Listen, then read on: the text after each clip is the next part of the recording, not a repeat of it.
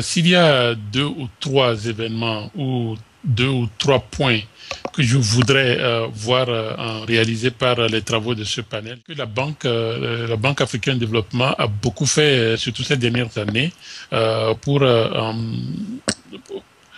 aider les pays qui traversent des périodes difficiles, que ce soit les pays en situation fragile ou des pays en situation post-crise ou en pleine dans la crise. La banque a beaucoup fait ces dernières années. Donc ma première entente serait de voir la banque consolider les acquis du passé. Le deuxième point que je soulèverais, si nous regardons l'économie mondiale, la géopolitique mondiale et l'économie africaine en particulier, au cours de ces dernières années, on voit que l'Afrique est marquée par des événements ou bien une nouvelle dimension de la fragilité. Ça peut être au niveau si on regarde la zone du Sahel, si on regarde la zone de la Corne de l'Afrique, si on regarde le Maghreb, il y a toute une nouvelle dimension qui peut être source de conflits, notamment, je prends l'exemple de la situation de l'emploi, sinon le manque d'emploi des jeunes. Cela, en tant que tel, aujourd'hui nous parlons du Maghreb, mais c'est un risque auquel est confronté la plupart, sinon tout le continent, toute l'Afrique.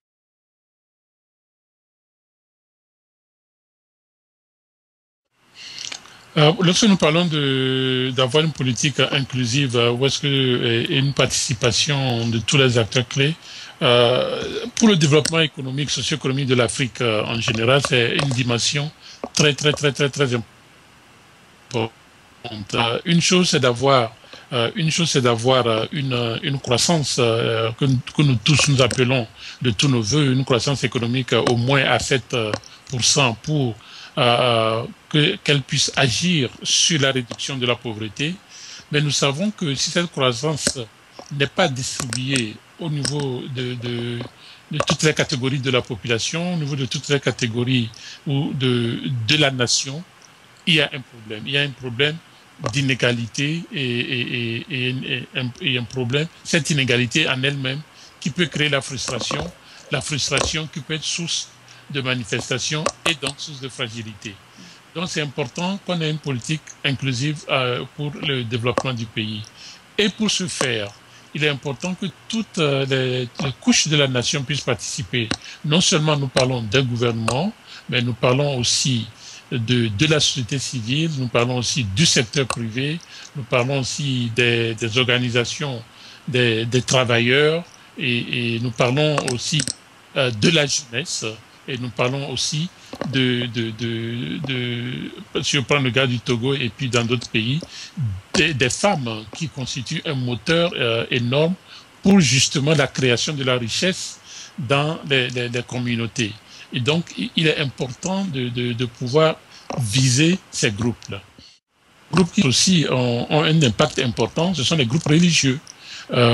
Peu importe la religion, mais les groupes religieux, dans certains pays, peuvent jouer un rôle énorme dans l'élaboration de cette stratégie. Mais il me semble aussi qu'il est important aussi de voir l'expérience des autres pays, l'expérience un peu comme une sorte de revue par les pairs, donc de discussion par les pairs, je dirais. Donc, et c'est important d'aller aussi discuter avec les autorités des pays. C'est d'ailleurs ce que nous comptons faire dans le cadre de des missions dans les semaines à venir.